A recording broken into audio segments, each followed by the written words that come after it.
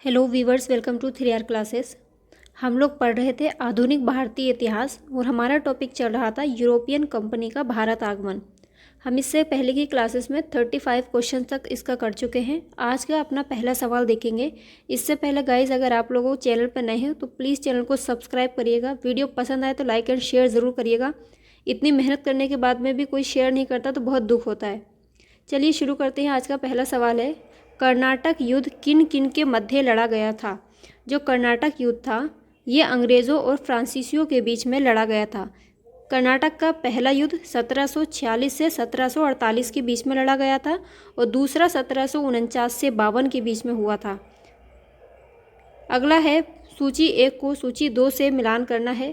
प्रथम कर्नाटक युद्ध ये किस संधि पर ख़त्म हुआ था, ये दिया गया है। पहला कर्नाटक युद्ध जो 1746 से 1748 के बीच में हुआ था, ये 1748 में एक्स-ला-चापेल की संधि से समाप्त हुआ था। तीसरा कर्नाटक युद्ध पेरिस की संधि पर ख़त्म हुआ। दूसरे कर्नाटक युद्ध में कोई भी निर्णय नहीं निकला, यह अनिर्णायक युद्ध था। और पहला मैसूर युद्ध ये ब्रिटिश की हार के साथ ही समाप्त हुआ था। व्याख्या देख लेंगे। पहला कर्नाटक युद्ध एक्स-ला-चापेल, जिसको शापेल भी बोलते हैं, इसकी संधि से समाप्त हुआ था 1748 ईस्वी में। तीसरा कर्नाटक युद्ध पेरिस की संधि से अंत हुआ। दूसरा कर्नाटक युद्ध अनिर्णायक युद्ध था और पहला मैसूर युद्ध जो था वो ब्रिटिश की हार के साथ में समाप्त हुआ था। निम्नलिखित में से कौन सा एक सुमेलित नहीं है। पहला कर्नाटक का जो युद्ध हुआ था 1746 से 48, बिल्कुल राइट है ये। कर्नाटक का दूसरा युद्ध 1750 से 52, ये गलत है, ये 1749 में हुआ था, 49 से 52। और तीसरा हुआ था कर्नाटक का जो युद्ध था वो 1758 से 63 में हुआ था। पूछा है कौन सा सुमेलित नहीं है, तो इसका ऑप्शन बी राइट होगा क्योंकि ये सुमेलित नहीं है। पानीपत का तीसरा युद्ध 1761 में हुआ था, ये भी बिल्कुल ठीक है। इसकी भी व्याख्या देखते हैं। कर्नाटक का प्रथम युद्ध 1746 से 48 के बीच हुआ। कर्नाटक का दूसरा युद्ध 1749 से 54 में हुआ। कर्नाटक का तीसरा युद्ध 1758 से 63 में हुआ और पानीपत का तीसरा युद्ध 1761 में हुआ था, जिसको सभी लोग जानते हैं। उल्लेखनीय है कि भारत में अंग्रेज़ों और फ्रांसीसियों के बीच लड़े गए युद्ध को कर्नाटक युद्ध के नाम से जाना जाता है। नेक्स्ट क्वेश्चन है, निम्नलिखित में से कौन सा प्रथम यूरोपियन व्यक्ति था जिसने भू क्षेत्र अर्जित करने के उद्देश्य से भारतीय राजाओं के झगड़ों में भाग लेने की नीति आरंभ की थी। ये था डुप्ले। डुप्ले ने पहली बार वे हथकंडे प्रयोग किए जो भारत को जीतने के लिए अंग्रेज़ों के मार्गदर्शक बने। डुप्ले प्रथम यूरोपियन था जिसने भू क्षेत्र अर्जित करने के उद्देश्य से भारतीय राजाओं के झगड़ों में भाग लेने की नीति आरंभ की। ये डुप्ले ही था जिसने पहली बार यूरोपीय सेना को भारतीय राजदरबारों में भारतीय व्यय पर नियुक्त करवाया था तथा जिसने पहली बार यूरोपीय हितों के लिए भारतीय राजनीति में हस्तक्षेप किया तथा भारत में यूरोपीय साम्राज्य की नींव रखी। उसके बारे में जे.वी. मालेसन ने कहा है कि उसकी योजनाओं का प्रभाव उसके जाने के पश्चात भी रहा। वह भूमि जिसे उसने अपनी सूझबूझ से जोता तथा उर्वर बनाया और वे क्षमता जो उसने दर्शाई उसके लौटने के तुरंत पश्चात उसके प्रतिद्वंद्वियों ने उपयोग की और उससे अत्यधिक लाभ उठाया। नेक्स्ट है, भारत में फ्रांसीसियों ने अपना सबसे पहला कारखाना निम्न स्थानों में से कहाँ लगाया था। सूरत में। गाइज, आपसे एक सवाल है, आप लोग बताइएगा कि अंग्रेज़ों ने अपना पहला कारखाना कहाँ लगाया था। स्थायी कारखाना सूरत में लगाया था या मछलीपट्टनम में लगाया था। कल की क्लास में बताया था, आप लोग बताइएगा।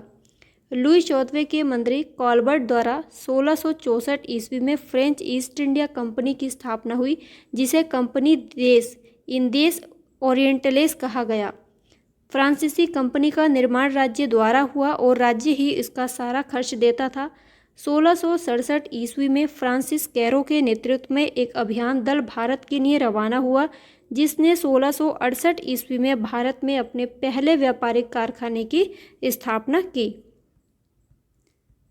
फ्रांसीसी ईस्ट इंडिया कंपनी संस्थापित हुई थी लुई 14वें के शासनकाल में, लुई 13वें के शासनकाल में, लुई 15 के शासनकाल में, ये लुई 16वें के शासनकाल में। तो अभी हमने देखा था ये लुई 14वें के शासनकाल में। निम्नलिखित में से किसे भारत में फ्रांसीसी कंपनी का संस्थापक माना जाता है। कॉलबर्ट को। बंगाल में निम्न में से कौन सा कारखाना डचों ने स्थापित किया था? तो डचों ने चिंसुरा और हुगली दोनों में ही अपने कारखाने स्थापित किए थे। व्याख्या देखेंगे तो अच्छे से समझ में आएगा। डचों की बंगाल में पहली कंपनी पीपली में 1627 ईस्वी में स्थापित हुई। इसके कुछ ही दिनों के बाद डच पीपली से बालासोर चले आए। बंगाल में डचों ने 1635 ईस्वी से प्रारंभ कर 1656 ईस्वी के बीच कुछ समय तक हुगली में फैक्ट्री का संचालन किया। 1656 ईस्वी के बाद हुगली के ही एक गांव चिंसुरा में 1653 ईस्वी में स्थापित फैक्ट्री डचों के व्यापार का मुख्य केंद्र बनी। स्पष्ट है दिए गए विकल्पों में डचों का कारखाना चिंसुरा हुगली के एक ग्राम के साथ साथ हुगली मुख्यालय में भी था।